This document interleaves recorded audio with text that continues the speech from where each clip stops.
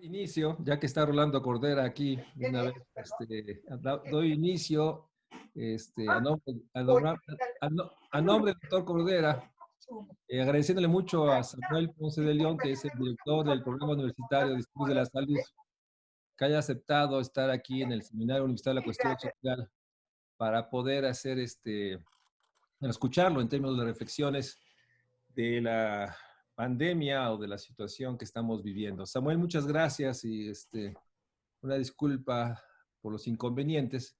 Normalmente trabajamos de 6 a 8 y nuestro ponente, en este caso tú, pues 40, 45 que nos haga una exposición y después habría preguntas, comentarios de todos nosotros. Te agradezco mucho, Samuel, te escuchamos y en su momento yo daría la palabra una vez que termines tu exposición. No sé si vas a subir un documento o vamos a escucharte nada más. Voy a presentarles, voy a hacer una presentación de PowerPoint. Muy bien, entonces les pediría que todo el mundo apague su micrófono para escuchar al doctor Samuel Ponce de León. Muchas gracias, Samuel. Samuel, yo estoy incorporado, te agradezco mucho tu disposición generosa para estar con nosotros. No, mucho gusto en estar con todos ustedes. El tema, a ver, ahora a ver cómo organizamos esto.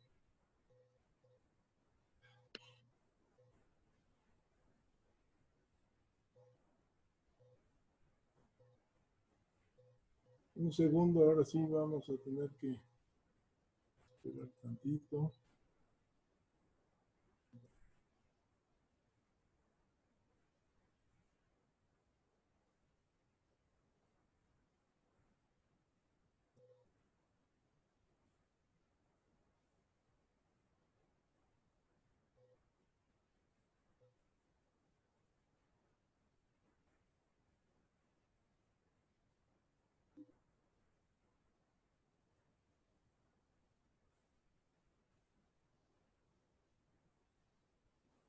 Ahí ven la pantalla. No, yo te estoy viendo a ti, Samuel.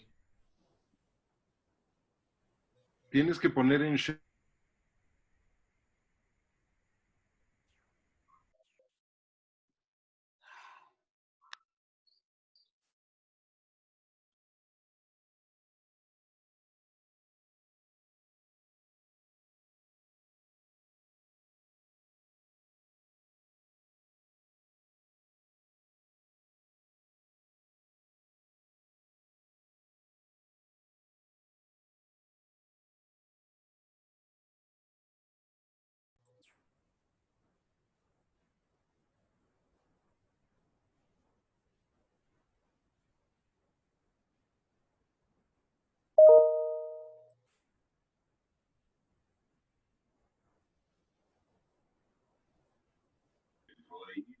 ¿Cómo estás, Samuel? Finalmente puedo acceder. Soy Héctor. Hola, Héctor, ¿cómo estás? Estoy aquí yo tratando de resolver por qué no se ve. Ay, caray. ¿Ahí la ven? A ti sí te estaba viendo, pero ya se me fue. Ya, ahora sí se ve. Ya se ve tu pantalla. Ya se ve, ok. Ya. Voy a silenciar mi micrófono, pero COVID-19, epidemia, etcétera, ¿no? Déjame ver, es que no estoy correcto. Tengo que ir La primera placa es epidemia en evolución difícil de contener, la sociedad, etcétera. Sí, es la primera lámina. Ese sí. Esa es la última. Ya está la primera. Ahora sí ya. Ok. Bueno, pues muy bien, mucho gusto, gracias por la invitación. Entiendo que hoy hablar del reto epidemiológico es en esencia hablar del virus SARS-CoV-2 que causa la enfermedad COVID-19. Ciertamente un reto epidemiológico.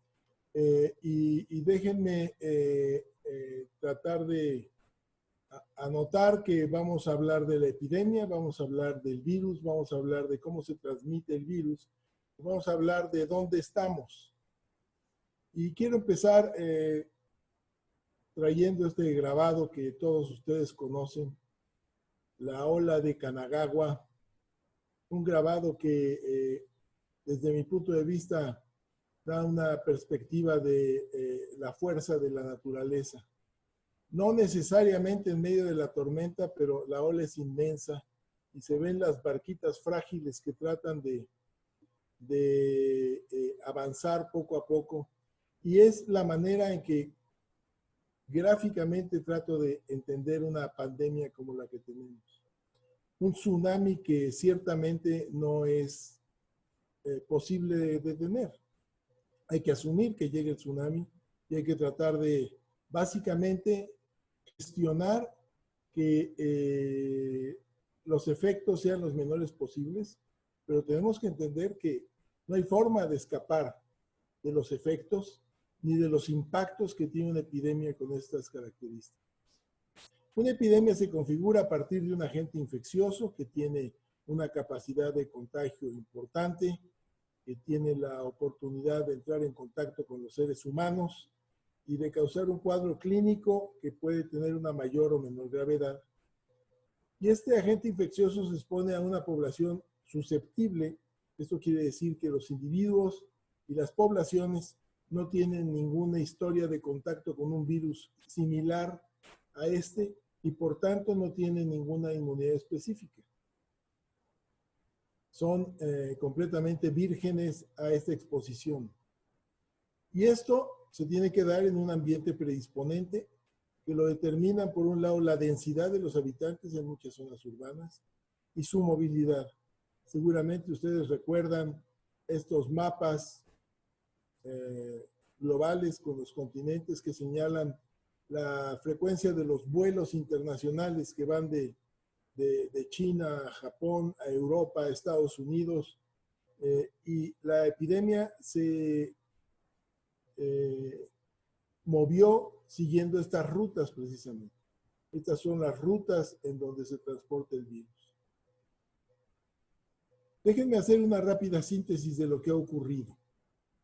En noviembre de 2019, estábamos de vacaciones ya, empezaron a ocurrir algunos casos que ya llamaron la atención en los hospitales de la ciudad de Wuhan, pero es hasta el 18 de diciembre cuando se reporta el primer caso oficial de una neumonía por virus que causaba una grave evolución en los enfermos. Para el 31 de diciembre ya se un informe oficial del brote, una epidemia por neumonías virales de causa desconocida, y rápidamente se identifica el virus. En muy pocos días se identifica un nuevo coronavirus que para el 13 de enero ocasiona el primer caso fuera de China. El 22 de enero, con los casos contando, la Organización Mundial de la Salud reflexiona sobre si será pertinente hacer un llamado de emergencia. Para entonces había 82 casos, sin muertes todavía, pero ya para entonces era tarde para tratar de hacer un llamado y contener la epidemia. Podremos volver a esto más tarde. El 31 de enero, la OMS hace una declaración de emergencia ante una infección emergente. Un nuevo virus está presente en el escenario de la transmisión entre humanos.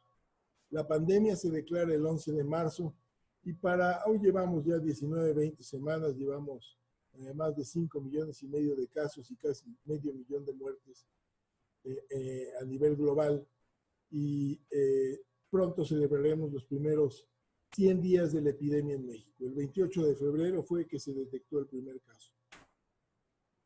¿De qué tamaño es el problema? Bueno, tenemos que asumir algunas tasas de infección, pero el mundo tiene 7.700 millones de habitantes y posiblemente se infecten alrededor de 3.000 millones. En una primera vuelta alrededor del globo, no sé si una o dos, va a depender de qué tan efectivos seamos en algunas estrategias de salud pública para tratar de limitar los contactos, pero es muy probable que se infecten 3.000 millones y una mortalidad del 1% resulta en 30 millones de muertes.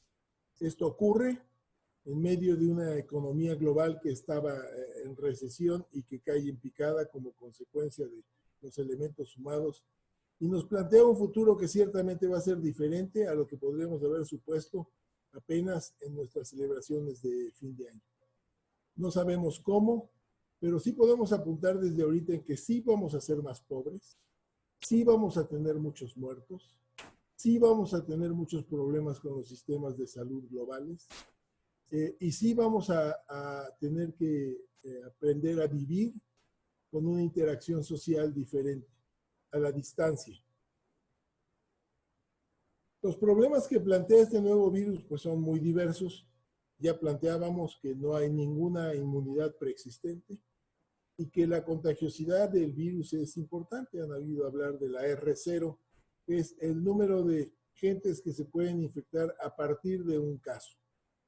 Una persona hoy se infecta y en el curso de su evolución lo más probable es que contagie a entre 2 a 3 personas, quizás 4, un promedio son entre 2.5 y 3. Esto es al principio de una epidemia, así se calculó, sin ninguna medida de contención ni de mitigación. Esto conforme van evolucionando las epidemias y las sociedades se van preparando, esta transmisibilidad va disminuyendo. Pero es suficiente con que sea mayor a 1 para que la epidemia continúe incrementándose. Hay un elemento que es muy importante en relación a esta infección y se trata de que ocasiona infecciones que pueden no ser evidentes clínicamente. 1 de cada 4, 1 de cada 5 casos infectados no va a desarrollar prácticamente ninguna molestia, ninguna sintomatología. Puede estar sin molestias y infectado puede estar reproduciendo virus en su aparato respiratorio y en consecuencia expulsándolos al momento de hablar. Ahorita que estoy hablando, estoy expulsando gotas. Mientras más fuerte hablo, más gotas expulso. Si grito o canto, son todavía más. Y si estornudo o toso, también son muchas. Así es como se transmite el virus. Y así es como lo transmiten los asintomáticos, que no necesariamente tienen tos o estornudos, pero hablan, cantan, saludan, se tocan las mucosas, saludan a la gente, se pican la nariz, y todo eso establece cadenas de transmisión. El otro tema que tenemos que enfatizar como problema es que no hay ninguna respuesta inmunológica claramente conocida. Esto quiere decir que suponemos que los infectados van a desarrollar anticuerpos y van a volverse inmunes. Suponemos. Hay buenas razones para pensarlo. Lo que ocurrió con las epidemias previas de los otros coronavirus, vale la pena destacar que conocemos a los coronavirus desde el siglo pasado. Se describieron básicamente 4 especies de coronavirus a los que no se les dio mucha atención, más allá de que en el microscopio electrónico se veían muy interesantes, como si fuera la corona del Sol radiante en un eclipse. Así es como se ven en un corte los coronavirus, y por eso les pusieron coronavirus. Pero eran infecciones tan banales que no llamaron mucho la atención. Fue hasta 2002 cuando apareció el SARS, ustedes lo recuerdan, una epidemia que se inició en Guangdong, en China, una provincia más al sur de la de Hubei, donde está ocurriendo el brote, y en donde se esparció primero a Hong Kong y de ahí al resto del mundo. Muy comentaba el brote epidémico porque China trató de ocultarlo hasta el último momento. Pasaron semanas, meses en donde había rumores, había mensajes por las redes, había una serie, y la OMS presionaba para entrar y China lo evitaba. El punto es que uno de las vías de salida fue un viaje a una boda que realizó un médico que había estado tratando pacientes en Guangdong. Se hospeda en el Hotel Metropol. Está una noche nada más en el Hotel Metropol.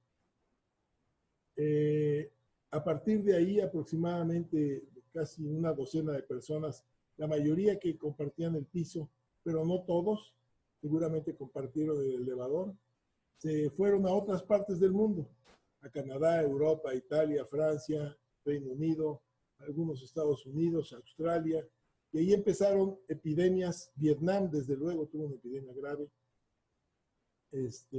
como antecedente, y ocurrieron casi 8,000 casos en el mundo. Las alarmas se encendieron todas y se asociaba a una mortalidad del 10%. Fallecieron 800 de los 8,000 casos. Sin embargo, con las medidas de contención y gracias a que el virus no era tan contagioso, tan transmisible, las medidas de contención fueron efectivas y desapareció. No hay más casos de SARS. Todas las vacunas que se empezaron a probar, los medicamentos, todo se quedó, desde luego, en la congeladora. Llegamos a 2013 cuando ocurrió una nueva epidemia, pandemia también, por el sexto coronavirus, que es el virus del Medio Oriente, que causa una neumonía grave también. Esta relacionada a dromedarios. La primera fue relacionada a civetas, y que con una mortalidad del 30%, 3 de cada 10 fallecieron. Tuvo menos de 4,000 casos y también poco contagioso, se contuvo. Hasta llegar ahora a conocer este nuevo coronavirus, en donde pues no sabemos muchas cosas, no sabemos bien su inmunidad, y aunque suponemos, en base a estos 2 episodios previos, que puede haber inmunidad porque se ha demostrado que sí, efectivamente, se desarrollan anticuerpos y que pueden ser protectores, el hecho es que no lo sabemos bien a bien con este virus que tenemos apenas 6 meses de conocer. En consecuencia, no hay tratamientos efectivos, ninguno, y tampoco hay una vacuna cercana. ¿Cómo se transmite? Ya platicábamos que se transmite a través de las secreciones respiratorias, las gotas, que pueden ser gotas de mayor o menor tamaño, lo vamos a ver un poco más adelante. Las gotas de mayor tamaño, que son visibles casi, no viajan más allá de 2 metros, 1.8 metros se tiene medido, y por eso se establece una distancia sana hasta de 1.8 metros. Así es como se contagia la mayor parte de la gente, por contacto con estas gotas, porque estas gotas caen en un celular que alguien presta, caen en una mesa de trabajo, caen, alguien tose en su mano y toma un barandal, y así es como se establece la cadena, aunque también puede haber el mecanismo de que en situaciones particulares, cuando uno estornuda, cuando uno tose, cuando hay mucha gente que está hablando en una sala, se crean también gotas más pequeñas que se pueden acumular en el ambiente, y que son microgotas, son de menos de 0.5 micras, y que forman propiamente aerosoles. Pero hay situaciones en donde se crean estos aerosoles, particularmente en el ámbito del tratamiento médico, pero basta saber con que puede haber aerosoles y que los puede haber en un vagón del metro, en un transporte urbano, en la sala de cine. Destacábamos que hay infectados asintomáticos y que representan un riesgo para la transmisión importante. Las manifestaciones clínicas en un principio son prácticamente indistinguibles de lo que es una gripa común, un catarro simple, y después estas manifestaciones en una pequeña proporción de los casos, menos del 20%, 1 de cada 5 de todos los que se infectan, desarrollan un cuadro clínico que puede ser más sintomático, más grave, más complicado y que puede incluso causar la muerte. Los factores de riesgo para gravedad nos lo recuerdan diariamente en la televisión: hipertensión, obesidad, diabetes, edad avanzada. Desde 60 años en adelante va creciendo década con década. Obesidad, enfermedad broncopulmonar, cardiopulmonar, tabaquismo. Todos esos son factores de riesgo, no para infectarse, porque todos se infectan igual o se pueden infectar igual, pero sí para evolucionar de una manera más grave, con una mortalidad asociada mayor. Ya hablábamos que la mortalidad asociada puede ser del 1% a nivel global, pero en las unidades de cuidados intensivos puede ser hasta por arriba del 80%. 8 de cada 10 pacientes que se intuban pueden fallecer en la unidad de terapia intensiva. El promedio en México actualmente es que son aproximadamente casi 7 de cada 10 pacientes que se intuban pueden fallecer. Platicábamos de cómo se contagia. Estas son las vías en un esquema muy simple. El individuo infectado expulsa gotas, que son las que se demuestran aquí. Esas gotas llegan a un individuo susceptible, o bien pueden ser las microgotas a través de la vía aérea, puede ser por contacto directo porque se dieron la mano y por eso es que se enfatiza tanto, o a través de contacto indirecto. Alguien que llega a un hotel que supone limpio y que nada más le acomodaron la almohada y le quitaron las arrugas y le dejaron la del huésped previo, y resulta que el huésped previo pues durmió ahí, estornudeó, tosió, y etcétera, y es una forma de contacto indirecto. Así que es importante entender que sobre la imposibilidad de detener un tsunami. Me llama mucho la atención los comentarios que oímos continuamente de comentaristas que tienen más o menos información, más o menos educación, que de repente casi todos se transforman en avesados epidemiólogos y especialistas en salud pública. Y se critica con, yo diría que con bastante ligereza lo que se hace. Ayer oí apenas a un comentarista que decía, pero llevamos de 10,000 muertos. ¿Qué son 10,000 muertos? El Auditorio Nacional lleno tiene 10,000 personas. Esos son 10,000 muertos. En un tono como diciendo, ¿qué fracaso hemos tenido con nuestras medidas? Y lo que pasa es que no se dimensiona el tamaño del animal, del demonio con el que estamos contendiendo. Estados Unidos tiene más de 100,000 muertos. Es una sociedad que no tiene el mejor de los sistemas de salud, pero no es malo su sistema de salud. Tiene muchas más camas de terapia intensiva que nosotros, más especialistas, más infraestructura, y se vio rebasado en algunas ciudades por completo. Lo mismo le pasó a Italia, que tenía más camas por habitantes que Estados Unidos, en la zona donde se afectó más. Y lo mismo le pasó a Madrid y a Francia. Entonces, tenemos que medir que el monstruo con el que estamos lidiando es algo extraordinariamente difícil de contender. Y que no vamos a tener un final feliz de ninguna manera. Lo que no quiere decir que necesariamente se hagan malas cosas.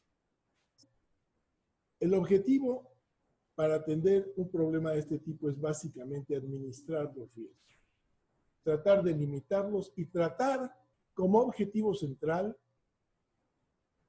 de tener suficiencia para poder darle respuesta a lo que necesita la gente cuando está enferma y se está sintiendo mal porque le falta el aire, porque se está ahogando, porque siente que se va a morir. Tiene que tener una cama en el hospital que le puedan ofrecer oxígeno y, si es necesario, un apoyo ventilatorio mecánico. Y en ese sentido, también debo decir que fue casi como la multiplicación de los peces lo que han hecho aquí, porque veníamos de un sistema que estaba verdaderamente depauperado. Si no se hubiera hecho esta remodelación de hospitales que se hizo, estaríamos ahorita en una situación verdaderamente desastrosa. Y debo también enfatizar que todas las áreas del servicio público y la gestión política, desde la agricultura hasta los zoológicos, tienen responsabilidades. Y tendrían que haber estado atentos a lo que ocurría desde enero, como ciertamente lo estuvo salud. Es mi impresión que todas las demás áreas del Estado, aquí en México y en la mayoría de los países, ellos piensan en una epidemia y piensan en salud.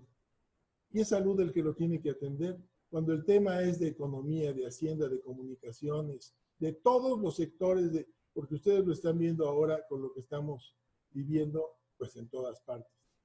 Entonces, un tema fundamental para atenderlo es la comunicación, El público tiene que saber qué es lo que pasa, pero lo tiene que saber con serenidad, tiene que saber que se va a morir la gente y tiene que irse dando la información con transparencia.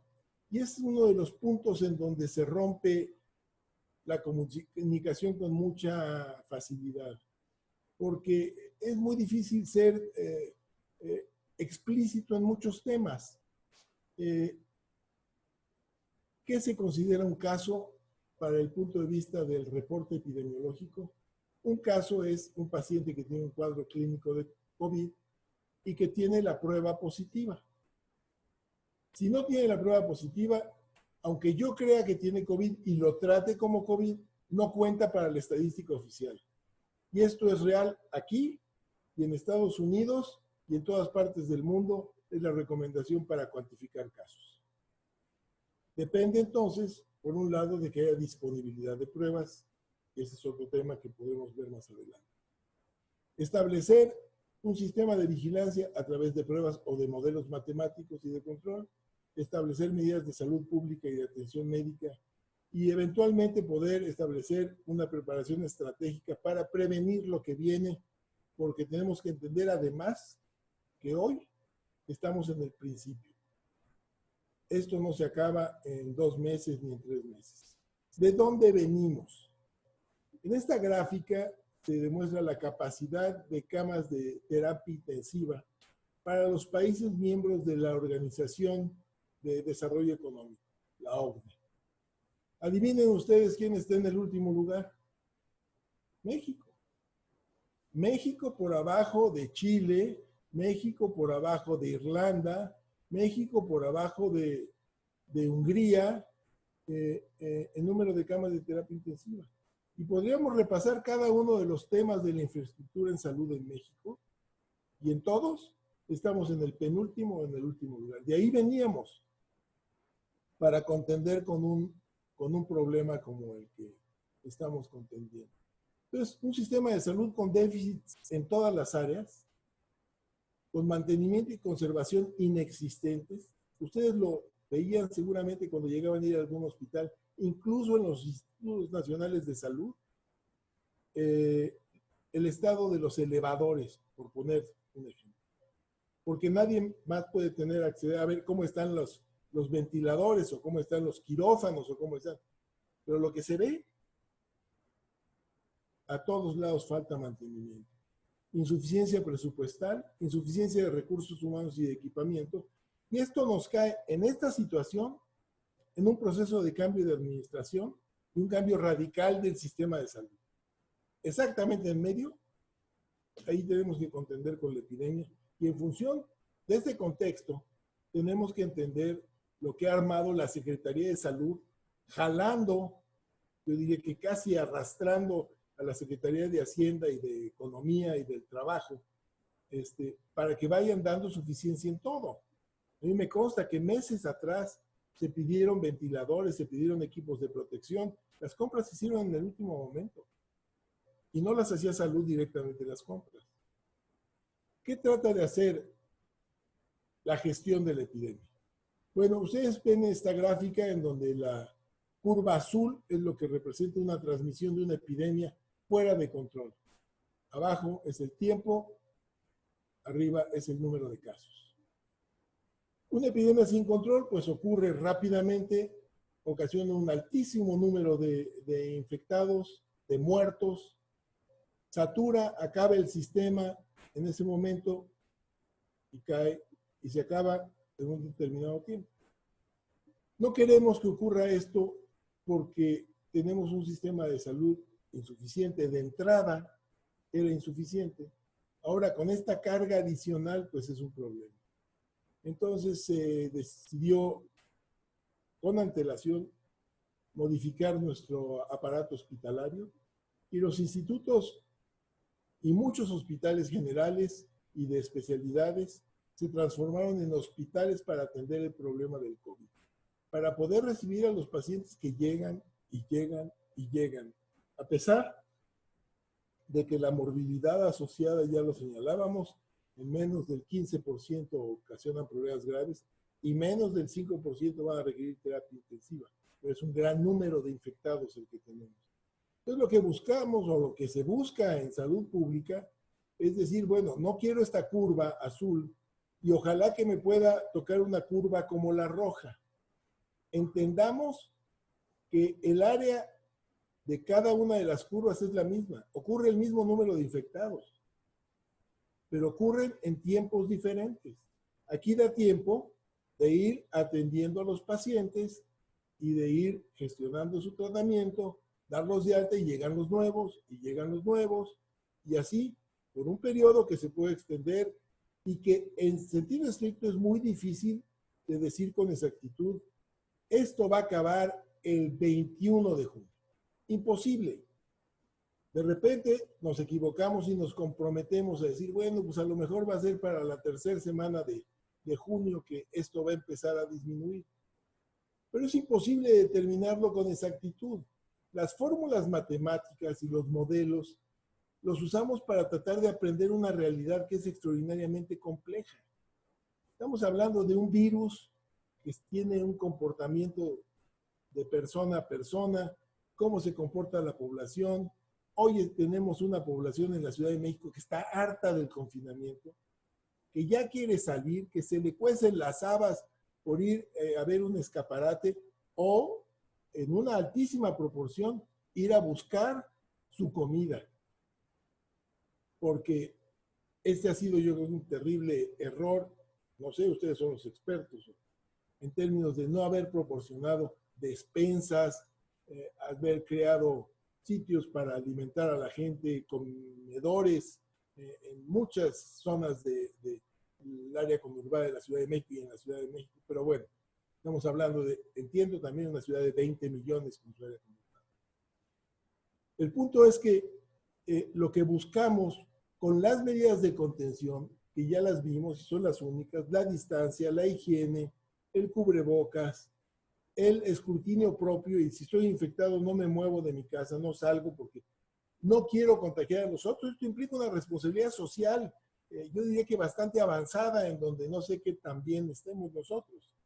Los asiáticos lo han asimilado muy bien y lo manejan muy bien, son muy responsables en relación a los otros. Y bueno, entonces lo que se busca es algún tipo de curva entre la azul y la roja. Y a esto se llama aplanar la curva.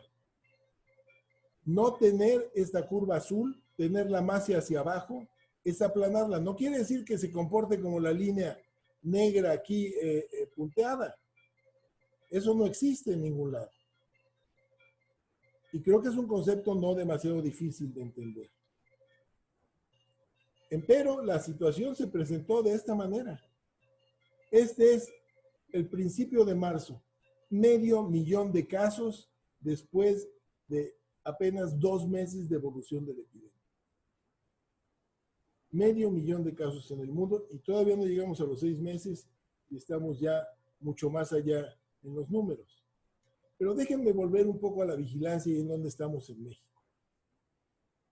México tiene un sistema de vigilancia con deficiencias, por más que algunos exsecretarios digan que era la maravilla cuando ellos estaban, lo veían desde su escritorio básicamente. Ustedes tienen ahí las semanas epidemiológicas 11, 12 y 13 y tienen el reporte de casos de infecciones respiratorias agudas en la primera columna. 585,000, 534,000, 641,000. Este es 2020. 2019 tienen estas cifras que ciertamente son diferentes a las que ven ustedes en 2020. Son menores, por lo menos la semana 11 y la semana 13. Ven ustedes la mediana de 2015 a 2019. El número de casos que se reportó en promedio en esas semanas los 5 años previos. Y vean ustedes la semana 13 al final. La tendencia ya era, estamos de bajada con las infecciones respiratorias, se está yendo influenza ya, está desapareciendo, así que 485,000 casos. Y ocurren en esta semana, contra todas las tendencias, casi 650,000 casos. Casi 150,000 casos en exceso a lo que esperábamos. Esta es una medida de la extensión de la infección a través de la vigilancia de infecciones respiratorias agudas del COVID para esa época. Necesariamente, quizás no lo eran todos, pero contra la tendencia tuvimos 150,000 casos nuevos. Lo vemos aquí en esta gráfica de una manera posiblemente más evidente. Vean la línea roja, es el número de casos en 2020, contra la semana previa y el promedio. Ahora, ¿qué viene? Este es un modelo que recientemente me compartió un matemático colega del Instituto de Matemáticas Avanzadas. Han hecho todos los grupos de matemáticos y estadísticos, hacen modelos. Con él hemos trabajado desde el principio y muy acertadamente determinó cuándo íbamos a empezar a tener la transmisión acelerada en México. Y ahora este es un cálculo en donde él supone que estamos quizás para tener una declinación muy evidente para mediados de junio. Pero esto depende, y entendamos que este es un fenómeno vivo, no son números inertes. Estos son transmisiones que dependen de la movilidad de la gente. El 10 de mayo tuvo un impacto en esta curva. Se movió más la gente, se va para arriba la transmisión 10 días después. El aviso de que se va a acabar la sana distancia, se mueve más la gente, va a tener impactos. Y los va a ir teniendo. Y es irremediable, y así es como hay que lidiar con la realidad. La Ciudad de México tiene 20 millones y se parece mucho a la ciudad de Wuhan en su extensión y pues el número de habitantes, en su densidad poblacional. Si en 2 meses, como ya ocurrió, se contagian 2 millones, pues estamos teniendo un altísimo número de infecciones, el 5% nada más. Estamos hablando de 17,500 casos graves y requieren hospitalización, 17,500 internamientos, que son como 9,000, casi 9,000 casos mensuales con requerimientos de oxígeno, y esto es lo que satura los hospitales. Y es el que se asocia a una muy alta mortalidad por diferentes motivos. Desde luego por la gravedad de la infección. Hoy estamos cerca de tener 100,000 casos confirmados acumulados. Lo que vigila salud son los casos graves. Finalmente son los que importa conocer, porque lo que nos interesa es dar suficiencia hospitalaria a estos pacientes graves. Conocer cuál es el total exacto del número de infectados en el país puede ser interesante, pero en términos prácticos lo que nos interesa saber es cuántos infectados graves estamos teniendo. Ahora, muchos problemas, tenemos más de 10,000 muertos, ayer se informaron más de 10,000 muertos, más de 10,500, una letalidad de más del 10.5%, es alta, pero es alta porque el número de muertos es bastante duro, aunque tiene problemas también. Pero estamos analizándolo en función nada más de los pacientes más graves. Si calculáramos el total de la infección, pues tendríamos que multiplicar esos 90,000 a lo mejor por un factor de 10 o por un factor de 20, etcétera. Y la letalidad sería mucho más baja. Hablemos un poco de las dificultades del diagnóstico, porque también se hace que, pero ¿cómo no es posible que se diagnostiquen todos correctamente? Esa es la forma en que se hace la prueba de diagnóstico que se requiere para confirmar un caso. Llega un paciente que requiere la prueba, vean ustedes, la imagen es pequeña, no sé si puedan ver, como el técnico que tiene que estar correctamente protegido, porque este es un procedimiento que lo expone a concentraciones de gotas muy altas de un paciente potencialmente infectado, tiene que meter propiamente un estilete, un hisopo, que tiene que ir por uno de los orificios nasales, a través de los cornetes, y hasta tocar la faringe en la base del cráneo, por adentro de las vías respiratorias. Lo tiene que rotar, lo tiene que sacar, lo guarda en un tubo y a continuación vuelve a repetir la maniobra a través de la boca. No es una prueba fácil de hacer.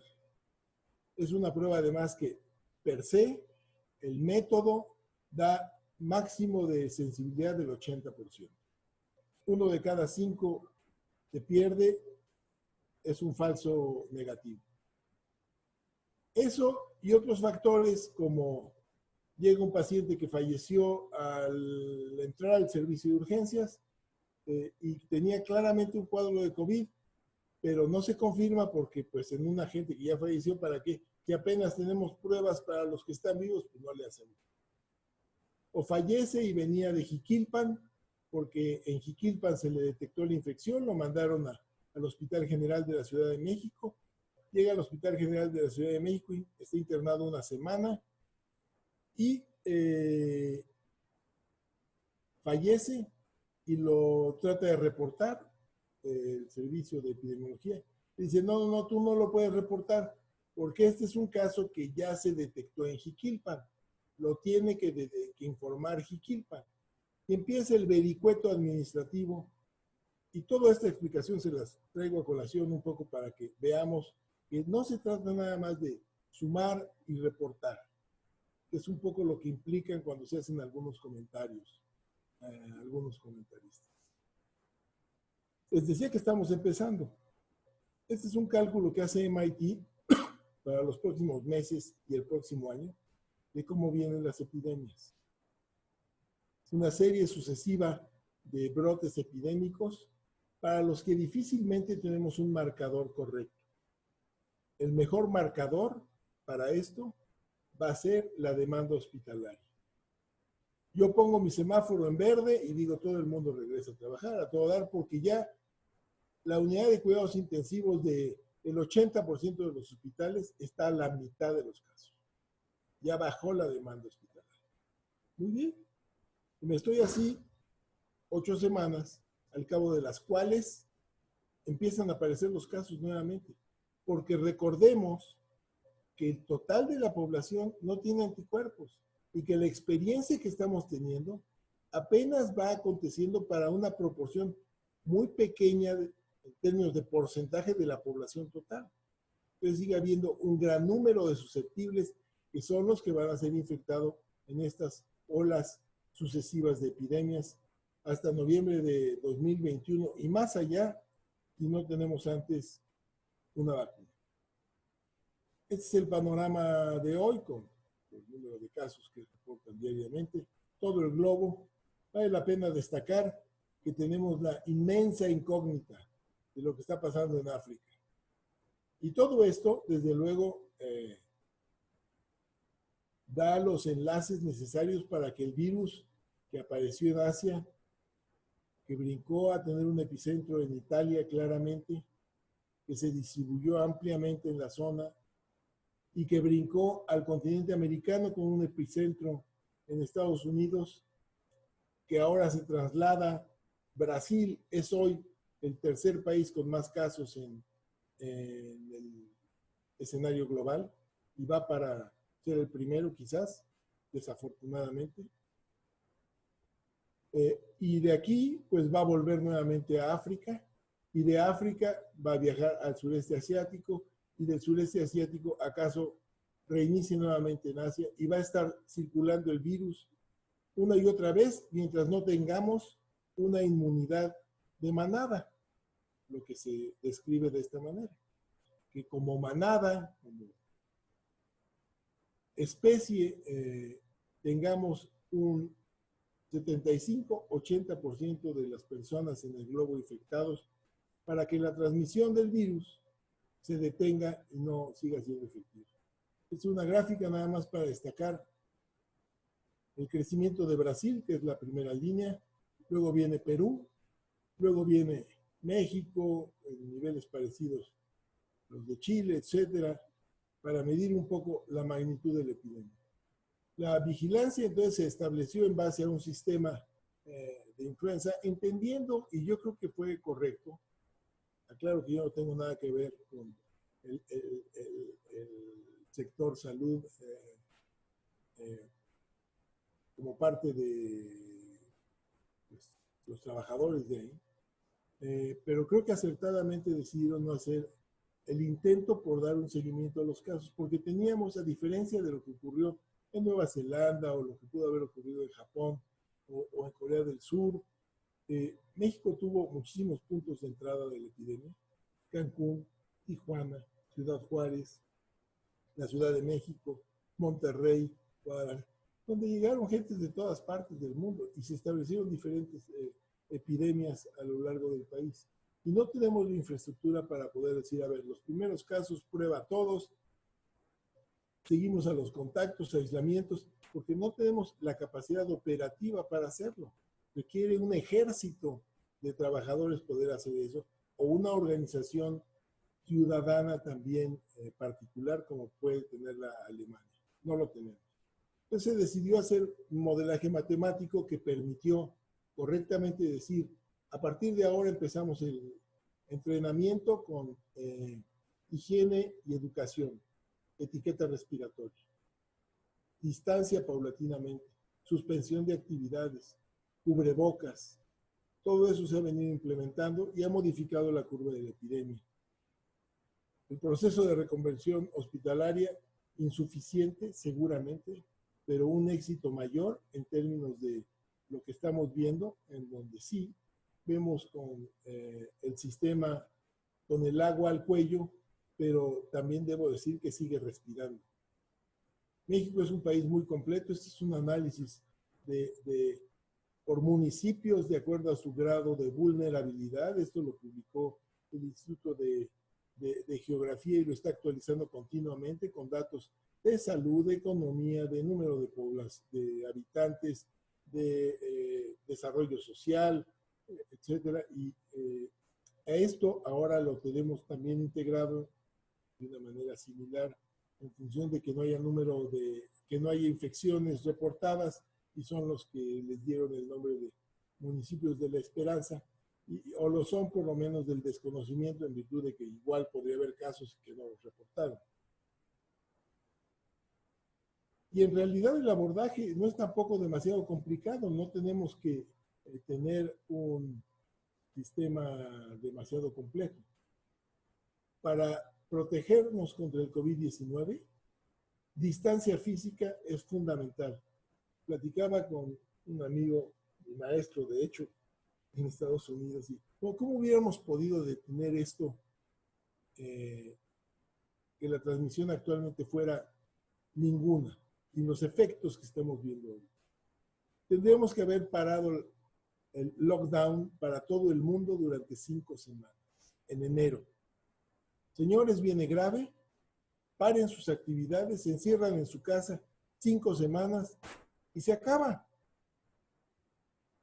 Quizás establecer sistemas de vigilancia muy estrictos, ciertamente áreas de contención, vigilancia, disminución de vigilancia de viajeros, una serie de medidas, pero eso es ciertamente imposible de hacer. Pero el hecho es que la distancia es lo que evita que se transmita el virus de una persona a otra.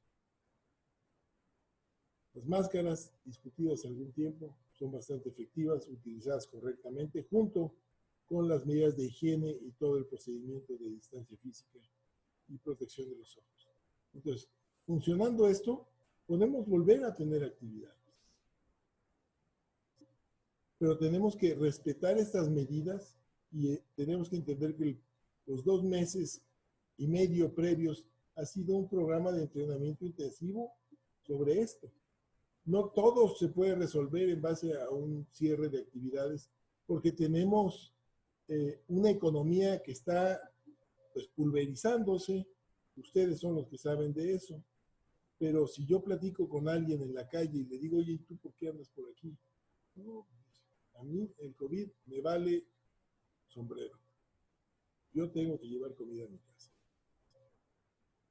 Entonces, en este escenario, desde el señor que trabaja acomodando coches hasta las cadenas de producción que alimentan a su vez a las cadenas de Estados Unidos, todo eso ejerce una presión impresionante. Y evidentemente no hay un buen momento para regresar. No va a haber un buen momento para regresar. Quizás podremos tener peores momentos. No sé si habrá uno mejor, pero ciertamente hay que asumir algunos riesgos. Así que tenemos hoy un país en problemas. Van a crecer. Quizás el número de casos tarde todavía 3 o 4 semanas en disminuir. No sabemos. Depende de qué tanto nos movamos. Depende de qué tan responsables seamos. Depende de qué tanto podamos entender que una pandemia, una epidemia como estas, estamos involucrados todos. El Estado, desde luego, en todas sus extensiones, la sociedad en general y los individuos. Cada uno de nosotros tiene una responsabilidad para evitar la transmisión, que tenemos que asumir y tenemos que cumplir. Así que, vuelvo a repetir, el desastre es inevitable y no vamos a tener buenas cuentas de ninguna manera. Tenemos que atenernos a una buena comunicación, a un buen programa de vigilancia y control, que tendrá que irse modificando y tenemos que realizar unas pruebas y no otras. Pero entendamos también, ha sido impresionante la andanada de comentarios y que si las pruebas ahora sí ya o las pruebas no. Las pruebas son extraordinariamente inexactas, las pruebas que tenemos ahora. Tan inexactas como eran las primeras pruebas que teníamos para VIH hace algunas décadas. Hoy tenemos pruebas magníficas para VIH, 99.9% de sensibilidad y especificidad. No las tenemos para COVID-19 de esta manera. Las pruebas no nos resuelven en esencia más que alguna numerología, conocer qué tantos enfermos efectivamente están infectados, detectar brotes epidémicos, algunas situaciones puntuales. Pero no hay justificación para pedir que se hagan pruebas y pruebas y más pruebas. Y de hecho, y lo he comentado en diferentes ámbitos, yo creo que es muy irresponsable, fue muy irresponsable el director de la Organización Mundial de la Salud diciendo testing, testing, testing, sin atender a que más de la mitad de los países miembros de la Organización Mundial de la Salud no pueden hacer pruebas, porque no había y porque no las pueden pagar. Entonces, ¿dónde queda el programa? Y tenemos que tener en mente finalmente que este no es el último evento epidémico, pandémico que vamos a vivir como especie. Hemos vivido muchos. El sobresaliente fue en 1918, la influenza española, que no fue española, que causó 50 millones de muertes en el mundo. No vamos para cifras iguales en esta ocasión, pero vamos a tener muchos millones de muertos. Y tenemos que estar atentos de que esto puede repetirse. Yo me acuerdo muy bien que nos preguntaban cuando terminaba ya la pandemia de HIV. Oiga, doctor, ¿y cuánto falta para la próxima pandemia? Un día menos. Porque va a llegar y va a llegar nuevamente, inesperadamente, y ojalá que pudiéramos aprender que tenemos que establecer sistemas de vigilancia, que los países tienen que tener fondos de contingencia económicos para este tipo de problemas, aparte del FONDEM, una contingencia, un fondo económico para este tipo de problemas que son de gravedad extrema a nivel global, que la OMS tiene que tener un papel mucho más activo en tener un grupo de trabajo que puede enfrentar directamente el primer brote y medirlo con toda corrección, porque hay las herramientas, hay las capacidades. De hecho, la OTAN, y lo he comentado, lo he publicado, la OMS tendría que tener un equipo como los tiene la OTAN. La OTAN puede desplegar una fuerza de tarea de miles de efectivos en menos de 2 semanas para responder un problema en Crimea. Y despliegue ingenieros, comunicaciones, hospitales, sitios, baños, vehículos, todo. Y la OMS no lo puede hacer para una epidemia. Tendría que ser incluso mejor. Y habría que hacer la gestión para que México llevara esto realmente a Naciones Unidas, a decir, así es como hay que prepararnos para la próxima pandemia que va a ocurrir. Esta pandemia estaba cantada. Desde hace décadas, cuando yo iba a los congresos, los hemos oído las gentes que nos dedicamos a eso. Pero también la gente en general. Bill Gates publicó en 2015 una plática TED que habla de epidemias. Y dice, iba a venir, iba a ser un virus, iba a ser respiratorio, iba a causar millones de muertes. Esta es la última. Es una epidemia en evolución muy difícil de contener y nuestra sociedad y nuestras relaciones van a ser diferentes a partir de ahora. Nuestra vida normal no va a ser la misma. Muchas gracias por su atención.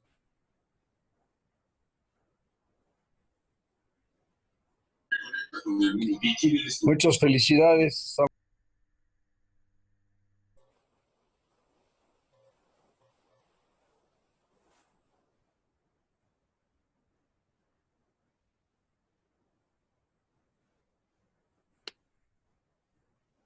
Pues,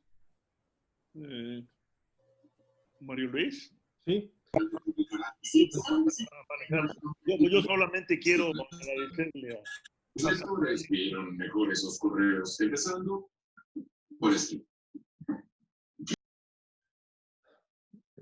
Bueno, este baño de realidad y de realismo y también pues de responsabilidad, Samuel, responsabilidad intelectual y personal. Me he quedado muy impresionado por tu plática y por tu retórica y por tu manera de transmitir y comunicar este conocimiento y esta sabiduría descarnada. Ojalá y podamos seguir cercanos para intercambiar experiencias, opiniones. Y bueno, en el SUX, en el Seminario de la Cuestión Social y en el programa de Estudios del Desarrollo, pues ahí tienes tus amigos y compañeros. Muchas gracias y pues yo cedo la palabra. Gracias, Rolando. Gracias, Samuel. Me pidió Rolando que llevar esta parte de la reunión. Como ustedes saben, tenemos un tiempo para que hagan comentarios y preguntas. Para el final darle la palabra otra vez a Samuel. Y obviamente yo me sumo a al azoro que genera las palabras de Samuel Ponce de León. Porque yo me quedo con dos y así inicio el dar la palabra. Esto apenas está empezando. Y creo que esa es probablemente una de las afirmaciones más duras que hemos recibido hoy, porque de alguna manera todos esperábamos que esto ya estuviera en cierta dinámica de salida, y la frase de Samuel Ponce de León es brutal en términos de lo que apenas está iniciando. Entonces, yo les pediría, ya sea vía el chat o a la manera más, digamos, más específica, vayan levantando la mano, yo doy la palabra, anoto ahorita a Álvaro Urreta. Empezamos con Álvaro, les pediría ser lo más conciso para aprovechar a Samuel. Entonces, tiene la palabra Álvaro Urreta. Tu micrófono. Estupenda participación de Samuel, y tengo dos preguntas y reflexiones. Percibimos, hoy lo confirmas, que se está descansando en esta lucha contra la pandemia en el sector salud, y la sociedad está pasiva, salvo quédate en casa y tapabocas y demás, pero no hay una participación colectiva, ni multiinstitucional, ni intersectorial y demás. En las comunidades en las que nosotros nos movemos, hemos estado en contacto con ellas, hay confusión, hay miedo, hay agresiones, hay conflictos, hay dudas, no se sabe qué pasa. Hay muchas comunidades que están diciendo que eso no existe o que es un mandato de Dios. Y entonces, bueno, la primera pregunta es, Samuel, que esto empieza, ¿qué hacer ahí para esa gente? Y el segundo tema tiene que ver con la producción, con la agricultura, con lo que comemos. En la central de abasto, por ejemplo, donde yo estoy muy en contacto, se está vetando la venta rotativa, de manera rotativa, y la gente necesita comer porque viven al día, de vender sus verduras, sus hortalizas. Pero además hay mucho miedo, pero además son medidas a veces que se toman de manera muy rígida, a veces medio autoritaria, porque no hay un fondo, y tú nos diste ahí la idea, ¿cómo habría que tener fondos distintos en vertientes distintas que pudieran compensar el que un productor se vaya a su casa y no venda ese día sus cebollas, sus zanahorias, sus jitomates, sus nopales. Esas son mis dos preguntas. Tomaríamos varios comentarios y palabras, Samuel, para que ya después alguien quiere tomar la palabra. Si alguien la ve, me ayuda diciéndome, porque en la pantalla yo no veo a todos. ¿Alguien quiere tomar la palabra?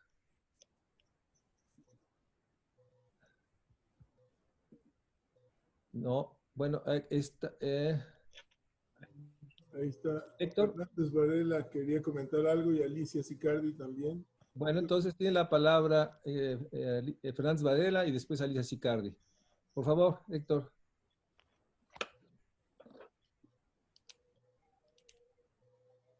Tu micrófono, Héctor. No se le oye, Héctor. El micrófono.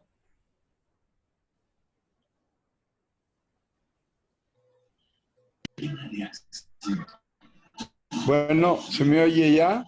Ya. ¿Se me oye?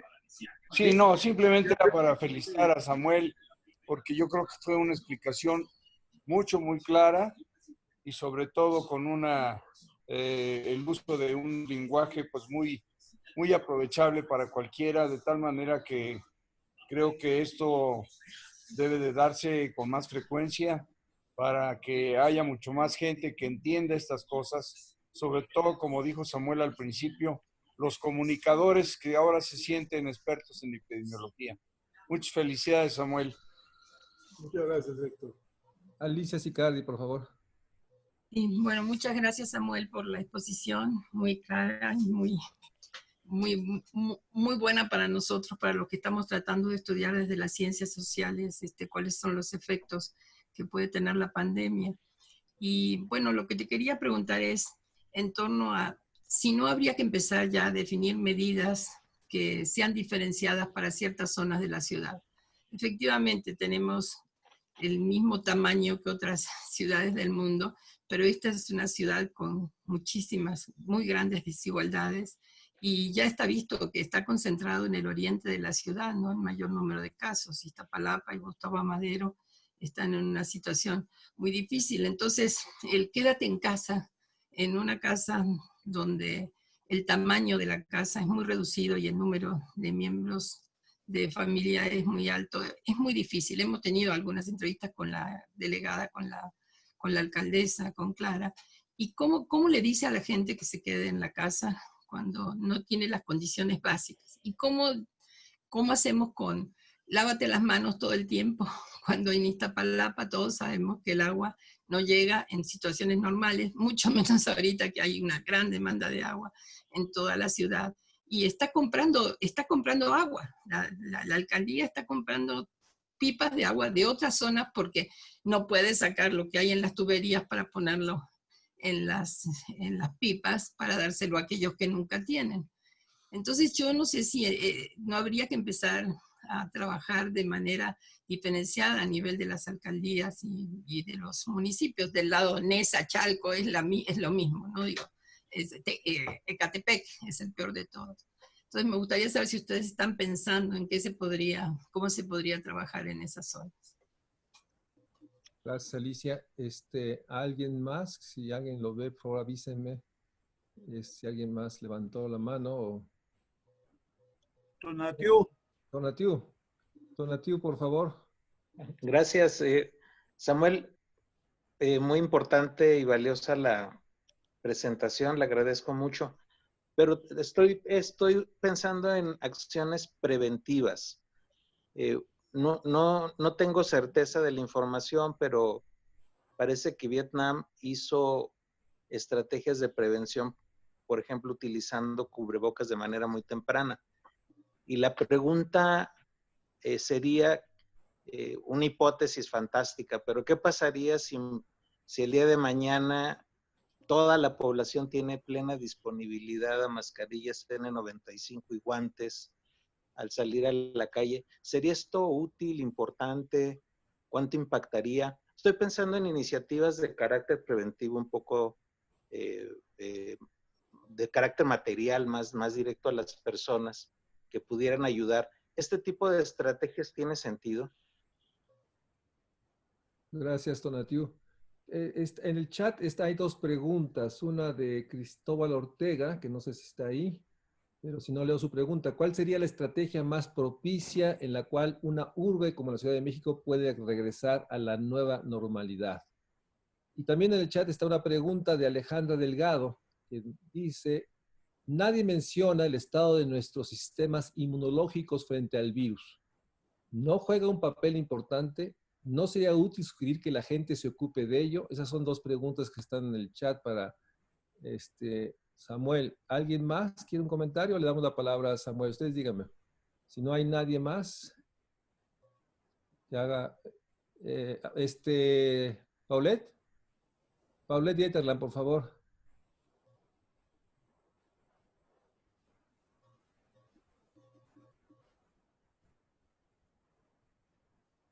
Buenas noches, tardes, noches, Samuel. Mil gracias por tu presentación, que nos has dejado fríos. Mi pregunta tiene que ver con la politización que se está haciendo de toda la pandemia. Te lo voy a decir de esta manera. Ahorita, por ejemplo, López-Gatell ha conseguido tener un impacto en la sociedad maravilloso. Es decir, ¿qué diferencia? ¿Tus datos son los que nos están manejando en la Secretaría de Salud? ¿O crees que hay otros datos, ahora sí como dice el presidente? No sé si me oíste. Sí, sí. Sí. Bien, pidió la palabra José Casar. Gracias, Mario Luis. Muchísimas felicidades, Samuel. Creo que es un llamado a la responsabilidad de todos y además, sobre todo a la responsabilidad comunicativa, ¿no? Porque las cosas que oye uno por ahí, no solo de los comunicadores, sino de la gente común y corriente, son las teorías más enloquecidas. En fin, ¿no? Y yo quería hacer una pregunta que tiene que ver con algunas investigaciones que me han hecho llegar gente cercana que se dedica a estas cosas, en términos de metaanálisis de la capacidad de resistencia de distintas poblaciones a este virus. Sabemos que no hay anticuerpos específicos para el coronavirus, pero también hay alguna evidencia que muestra que países que tienen una larga historia de esquemas generales de vacunación, en particular contra la tuberculosis, han tenido tasas de transmisión más bajas. ¿Hay algo cierto en esto? Gracias, José. ¿Hay alguien más? Sí, Casio, por favor. Sí, Samuel, muy específico. Quiero agradecerte mucho, fue muy revelador, muy impresionante lo que escuchamos. Yo te quiero comentar, en ánimo de buscar soluciones, que estoy trabajando en una cuestión latinoamericana sobre el tema. Y la experiencia de México en bancos de alimentos es extraordinariamente interesante y de hecho está siendo adoptada y estudiada en otros países. Creo que activar los bancos de alimentos que en México existen y muy importantes puede ser un mecanismo muy rápido para llevar auxilio alimentario a población que, como se ve por lo que estás tú mostrando, pronto lo va a necesitar.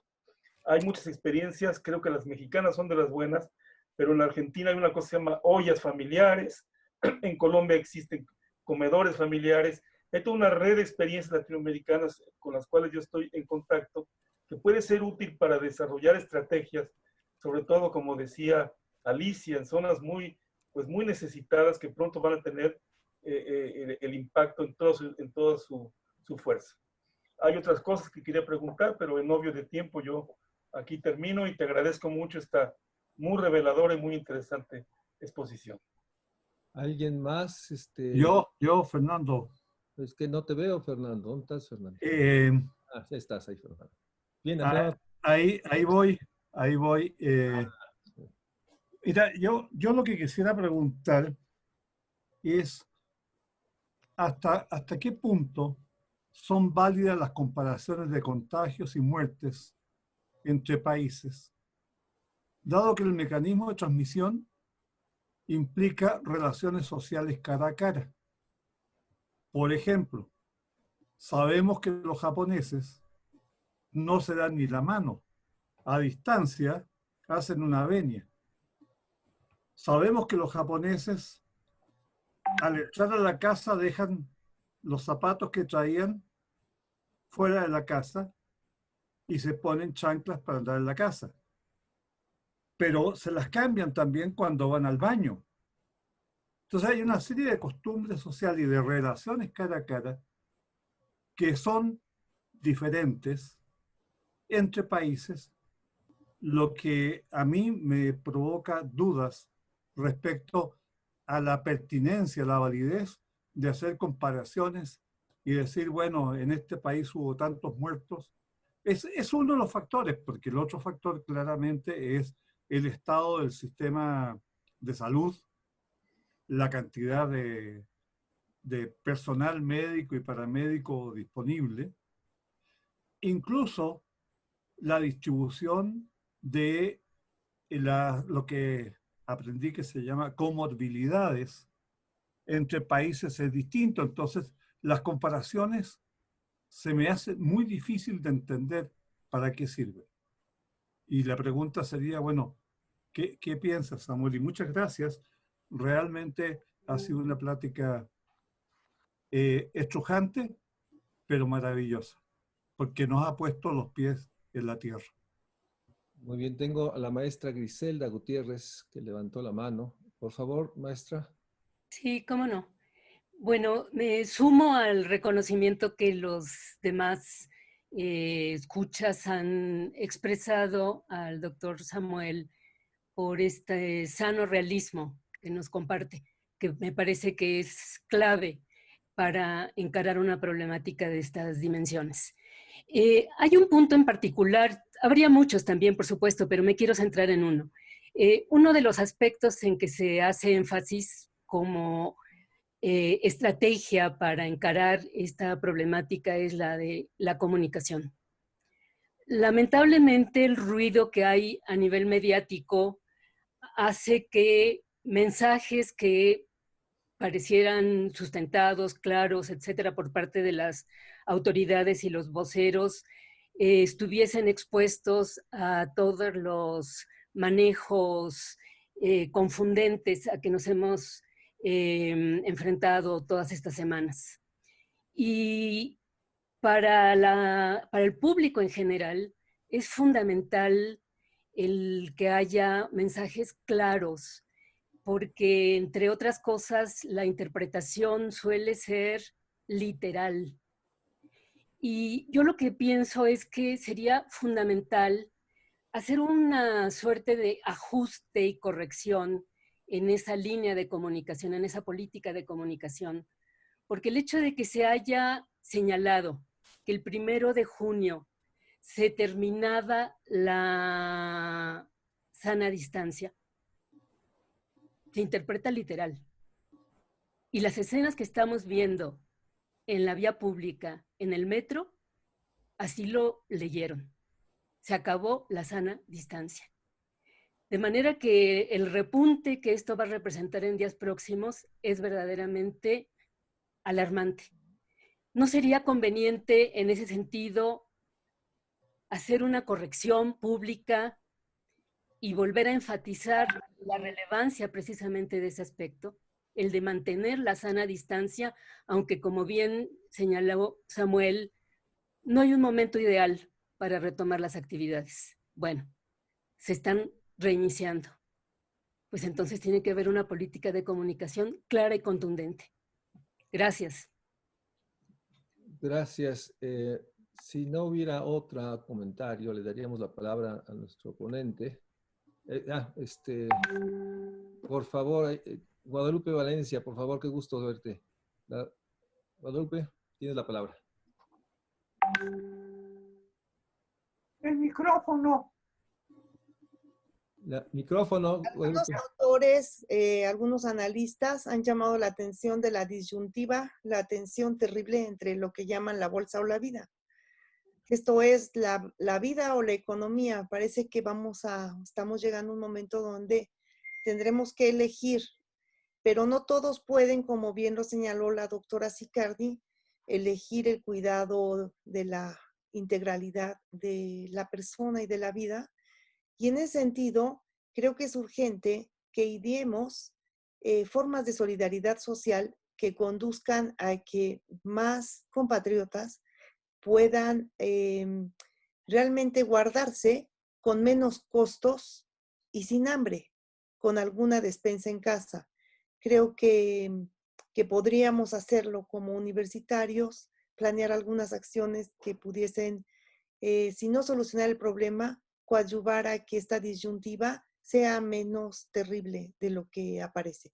Muchas gracias y felicito muchísimo al doctor Samuel Ponce de León. Siempre es un placer escucharlo y siempre hay muchos aprendizajes cuando uno tiene esta maravillosa oportunidad. Muchas gracias.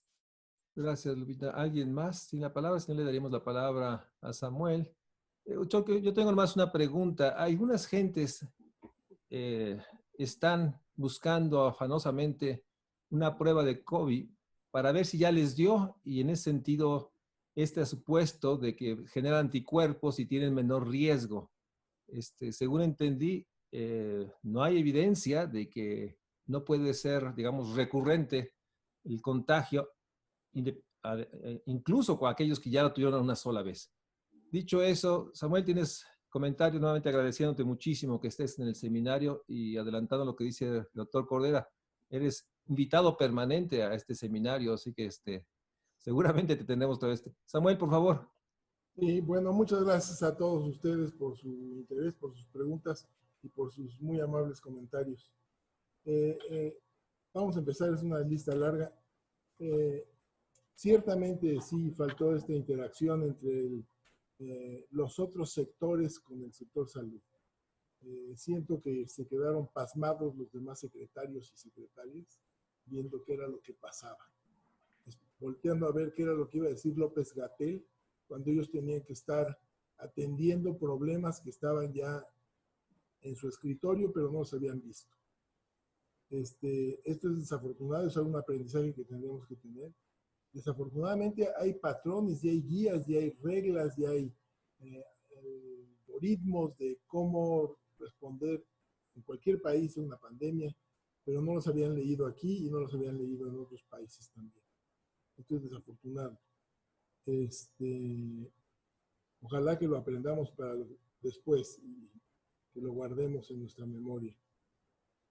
Ciertamente la producción de comida y los problemas que hay en los centros de distribución de alimentos, desde luego los vegetales, que es un tema pues, particularmente complicado por el sistema de producción. Es todo un tema que va más allá incluso de esto.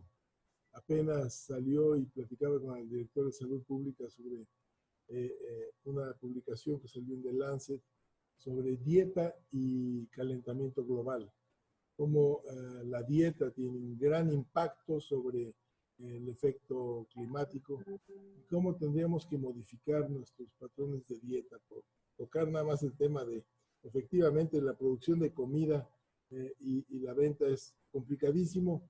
¿Qué hacer? Pues bueno, no es mi terreno esto, pero evidentemente lo primero que piensa uno es que tendrían que estos comedores sociales, estos bancos de alimentos, como nos señalaban, estar ya siendo activados propiamente, porque vamos a tener varios de estos episodios y la gente va a tener que dejar de movilizarse, o tendría que dejar de movilizarse, y que tengan la opción de hacerlo en virtud de que tiene por lo menos resuelto los siguientes días de alimentos, o puede ir a algún lado a comer, o algo así. Intervenciones a la medida, digamos, por zonas y por alcaldías.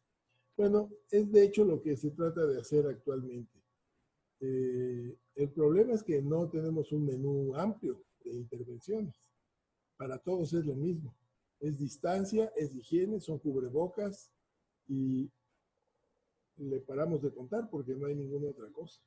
Pues esto es factible de hacer efectivamente en las lomas de Chapultepec. Es muy cómodo guardar la sana distancia, y no es lo mismo en Iztapalapa o en Milpalta. Entonces, hay realidades inescapables en donde alguien vive en un cuarto de 3 por 4 y viven ahí 6 personas. Entonces, tendría que haber mensajes quizás muy articulados para ellos, pero la realidad es desafortunadamente, no sé, yo soy médico y no tendría muchas recetas para esto, desafortunadamente. Sí se trata de hacer un análisis muy diferenciado. Me ha parecido inteligente que el gobierno federal decidiera, bueno, ok, vamos a regresar, tú maneja tu población en tu estado, tú maneja tu población porque tú eres el que lo conoces, tú sabes cómo lo vas a medir, cómo lo vas a ajustar, si quieres o no. Ahorita la Ciudad de México está en rojo, no regresamos a actividad. Entiendo que el mensaje puede ser confuso entre que el presidente se va y que ya organiza la manifestación, y está bien, pero la Ciudad de México está en rojo. Y así nos vamos a mantener por lo menos hasta el 15 de junio. Y vamos a ver si regresamos, dependiendo de cómo esté la demanda hospitalaria, fundamentalmente. Y bueno, ya les decía, el Instituto de Geografía tiene este análisis muy detallado a nivel de municipios, también lo tiene a nivel de alcaldías, cuáles son las alcaldías con más problemas, y se pueden inferir intervenciones más o menos nuevamente a la medida.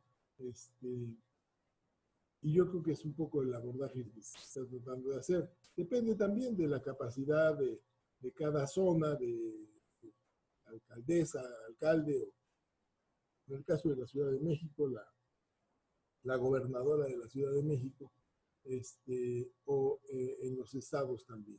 Cada quien decide un abordaje, si regresa a la industria, si no regresa, y insistiría yo que tampoco las opciones son muy amplias. Desde luego puede haber una gran variedad de opciones y de introducción a decir, bueno, ¿cómo regresan mis trabajadores en la zona del Bajío a la producción de automóviles? Bueno, les voy a dar 3 semanas de entrenamiento, les voy a explicar correctamente esto, voy a poner estos puestos de vigilancia aquí, etcétera, para que todo eso se vaya haciendo más factible. La experiencia de Vietnam ciertamente es algo excepcional, de los pocos países que realmente, además compartiendo una frontera muy extensa con China. Creo que China también es muy grande y las zonas que hacían frontera con Vietnam no eran las zonas del problema. Pero nuevamente aquí vamos a lo que señalaba, creo que, bueno, varios de ustedes, en términos de decir que, bueno, las sociedades son diferentes y tenemos un abordaje a muchas cosas, enfrentamos muchas cosas de manera muy particular. Yo destacaría, por ejemplo, en Vietnam, los habitantes son extraordinariamente disciplinados, tan disciplinados que le ganaron la guerra a Estados Unidos, tan disciplinados que uno atraviesa estas calles que es un mar de motocicletas y uno dice, no, usted aviéntese y camínele por ahí. Y no, efectivamente, le caminas, mantienes tu ritmo y no hay accidentes. La gente sabe lo que hace y respeta a los demás profundamente. Hay un gran respeto en muchos de estos países, en Corea, en Vietnam, en Japón, por los otros. Y esto es lo que implica usar el cubrebocas, podemos ampliar más todavía. El cubrebocas funciona más que nada para evitar infectar a los demás, tomando en cuenta 25% de gentes que pueden ser asintomáticos. Porque puede estar asintomático y infectar. ¿Me protege? Sí, claro, me protege.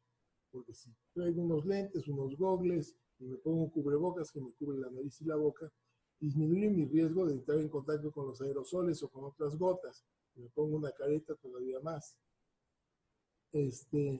Pero es una medida que habla realmente de una responsabilidad social importante.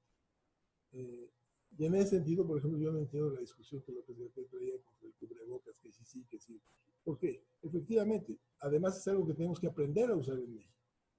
Tenemos que aprender a usarlo bien, usarlo correctamente, porque no es para las próximas 2 semanas, vamos a usarlo por periodos, quizás muchos.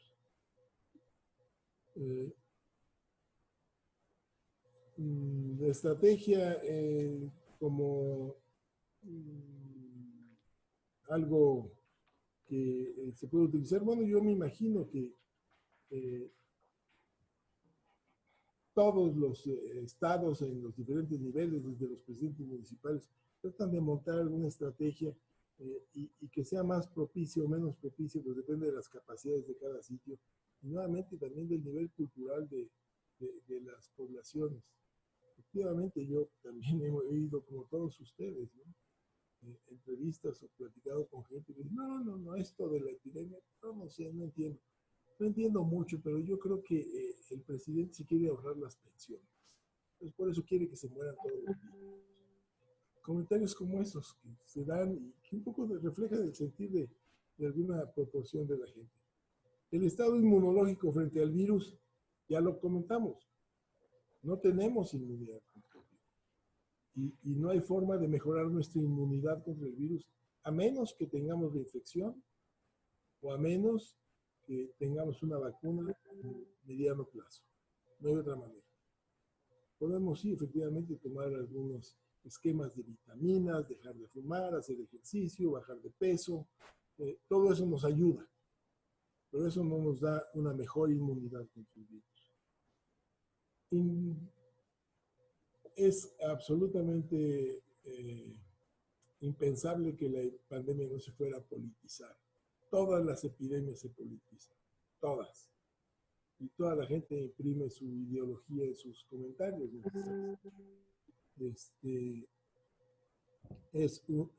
Esto tendría que tener desde luego el sentido común o la responsabilidad de decir, bueno, esto tiene el límite que marca el sentido común, ¿no? No voy a decir mentiras, ni voy a decir... pero oye usted, a la mitad de los comentarios, cada quien lleva el mensaje que quiere dar en relación a esto para denostar a la autoridad en salud o para denostar a la autoridad federal, y que pueden a veces o no tener razón en algunas de las críticas es diferente, porque no se hace la crítica de decir, es que esto está mal, hay que tratar de verlo en esta perspectiva, sino que realmente se hace una denostación degradante de lo que está ocurriendo. Si los datos son reales, yo creo que los datos que nos da salud todos los días son absolutamente reales. En términos de lo que ellos detectan, insisto, ellos tienen una definición, se ajustan a su definición, y esa es la definición con la que van. Ahora, ¿la definición podría mejorar si hubiera más pruebas? Pues sí, yo creo que podría mejorar un poco. Pero hay una serie de circunstancias. Ustedes leyeron seguramente el artículo de nexos de mortalidad, que es un muy buen análisis, y en donde claramente ustedes ven, y esto ha pasado no ahora con el COVID, esto pasa de décadas atrás. ¿De qué se muere la gente en México? Paro cardiorrespiratorio. Ese era el diagnóstico número 1. Paro cardiorrespiratorio. ¿Por qué aparte? Ya por ahí dicen, no, pues sí tuvo un infarto del miocardio relacionado a una diabetes, etc. Pero entonces la gente debería de poner infección por COVID-19, confirmada o no confirmada, pone SARS-CoV-2, pone coronavirus, pone nuevo virus, pone neumonía viral, y bueno, pues la gente que cuenta en los certificados no puede de alguna manera adivinar todo esto. Lo tendría que asumir el sistema, sí lo tendría que asumir, pero él lo que asume es lo que puede demostrar que es el número duro. Y pasa lo mismo con las muertes. Ya les platicaba yo de si Quilpan o si llega muerto o si le diagnosticaron otra cosa, porque hay médicos que hacen muy malos diagnósticos también. Hoy me estaba platicando en la mañana de alguien que vio un paciente que me dijo, no, usted no tiene nada de eso. Usted tiene algo bacteriano, tómese sus antibióticos y váyase a su casa tranquilo. En medio de la pandemia. Y esto no es raro. Entonces hacen malos diagnósticos. Todo este sistema ineficiente evidentemente esconde un número de casos que no se diagnostican y no se reportan. Y entonces decir, no es el total de casos, pues no es el total de casos, pero ya lo sabemos porque los sistemas de vigilancia son ineficientes en principio. Vamos a ver cuántos se murieron en esta temporada dentro de un año. Cuando INEGI nos dé las cifras correctas de la mortalidad y lo comparemos. ¿Cuántos se murieron en abril de 2020 comparado con 2019? Se murieron 25,000 casos más. Bueno, eso es la mortalidad atribuible al COVID, posiblemente. No todo, porque también recordemos que desafortunadamente el sistema de atención a COVID se usó el sistema que tenemos para atender nuestras enfermedades habituales, apendicitis, colecistitis, tumores de mama, enfermedad cerebrovascular, infecciones de vías urinarias, úlceras en las piernas, todo eso está en suspenso, ¿eh? Y la gente se está muriendo en sus casas porque no van al COVID, al sitio para infectarse con el COVID, porque además no están. Pues la gente que iba a nutrición ya no tiene hospital. Nutrición es un hospital solo para COVID. El INER es un hospital solo para COVID. Cardiología, fundamentalmente es un hospital solo para COVID. El hospital general es solo para COVID. Porque si no fuera así, tendríamos a las gentes muriéndose en las calles. Entonces, bueno, sí son números muy difíciles y sí es el ambiente propicio para sembrar discordia, para sembrar confusión. Y esto es terrible porque tendría que haber una responsabilidad social mínima por parte de todos. Porque tenemos que entender que la población espera un mensaje que le deje claridad y que no lo deje desolado. Porque dicen, no, pero si el presidente dijo esto y López-Gatell dijo esto y Chertorivsky viene a decir esto y el locutor Ciro Gómez Leiva dice esto, pues yo no sé qué pasa. ¿A quién le creo? No creo nada. Me voy a la calle o me deprimo y no tiene a dónde acudir para poder decir, es que aquí sí tengo certeza. Y es fundamental para vivir, particularmente en una situación así, tener un mínimo de certezas de que esto pues eventualmente se va a poder mejorar, que va a mejorar irremediablemente, porque va a haber una vacuna, porque va a haber tratamientos indudablemente. Pero esto lo tenemos que sortear con una dosis de dolor importante. Teorías enloquecidas de todas, desde luego, y muchas tienen un trasfondo también de búsqueda de llevar agua a su molino, pero pues sí, pues sí, yo me acuerdo perfectamente, me invitaron algunas personas de alguna nacionalidad a que platicara, me dijo, no, es que aquí nosotros sabemos que Estados Unidos vino a hacer unos ejercicios militares en el mes de septiembre, y fue cerca de X lugar, y ese fue el principio de la epidemia. Y Estados Unidos dice exactamente lo contrario. Y por ahí traen 18 teorías, una entrevista con una investigadora americana, y todo es una teoría enloquecida, absolutamente. Tenemos un virus que claramente vivía tranquilamente en los murciélagos. En nuestro afán depredador llegamos a las zonas donde viven estos murciélagos, y en nuestro afán depredador nos comemos a los pangolines y molemos sus escamas para usarlas como medicinas. Y bueno, pues el virus lo traía el pangolín, el virus que había modificado su estructura para poder encontrar la llave exacta que tienen las células del cuerpo humano, es donde causa el desastre que causa. Ese es en esencia el problema. Nuestra devastación de la naturaleza, en parte.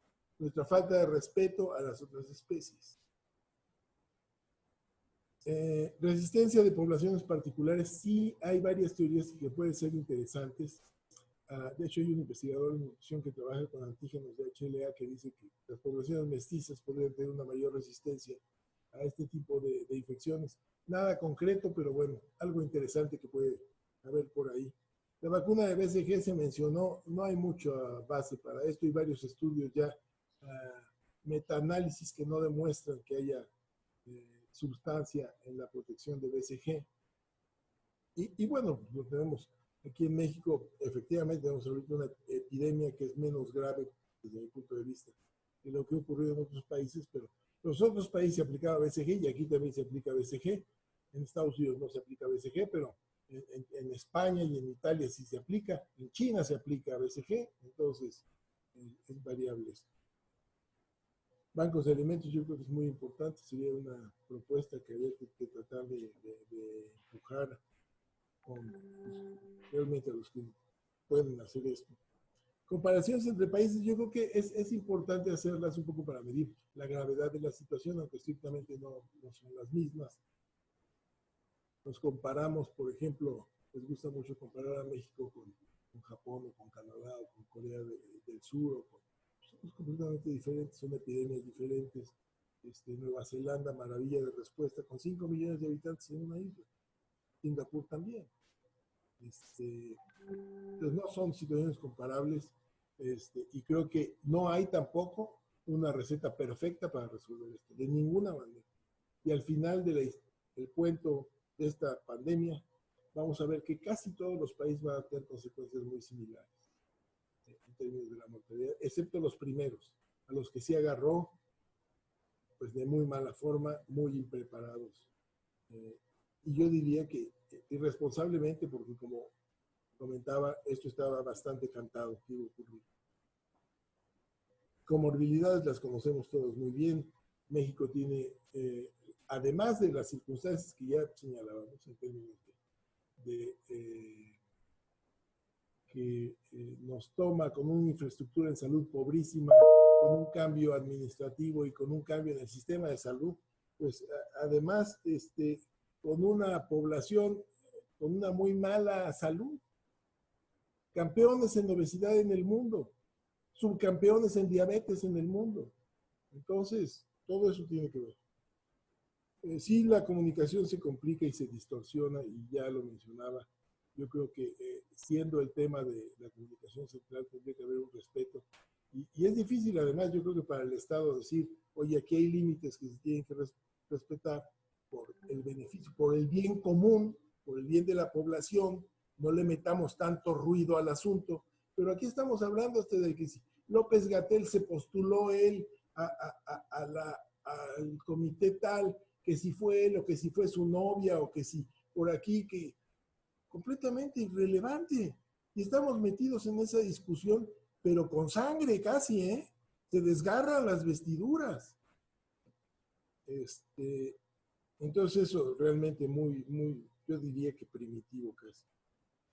Desde luego yo creo que sí, se acabó la jornada de sana distancia, estaba programada para determinadas fechas, quizás se debió de ajustar, no lo sé, volvería a decir, yo no creo que haya buenos momentos para regresar, y lo que sí hay es una realidad social. En el horizonte tenemos dos espectros adelante, uno es el hambre y el otro es la enfermedad, y los dos están ahí, y tendremos que atender a los dos.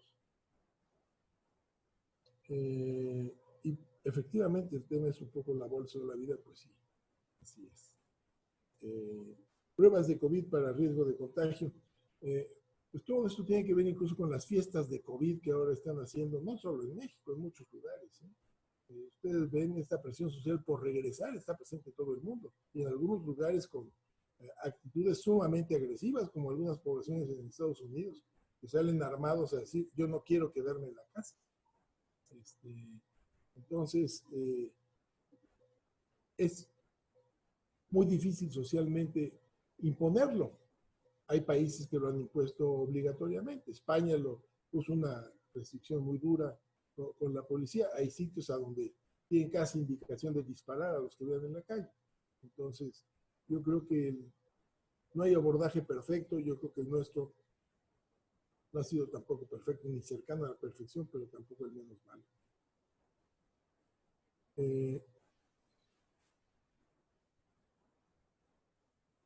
Pues yo creo que con eso cubro casi todas las preguntas. Samuel, muchísimas gracias por la magnífica ponencia. Y bueno, Rolando, si quieres cerrar, decirles que el 17 de junio tenemos programado otro SUX.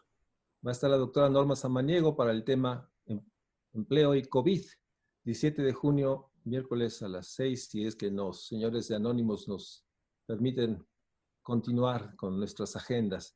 Si no hubiera otra cosa, agradezco a todos los que están visualmente, los que nos siguen por las redes, su presencia, y a ti sobre todo, Samuel, por la excelente ponencia y por darnos este realismo y esta dimensión del reto que apenas estamos enfrentando. Si no hubiera otra cosa, les agradezco en nombre del Programa Universitario de Estudios de Desarrollo, de su seminario, su presencia nuevamente aquí en el SUCS. Buenas noches y buenas noches a todos, buenas noches. Cuídense mucho, por favor. Y tú más, Samuel, por favor, te necesitamos mucho. Muchas gracias, cuídense todos, por favor. Mucha suerte. Gracias. Muchas gracias. Buenas noches. Adiós.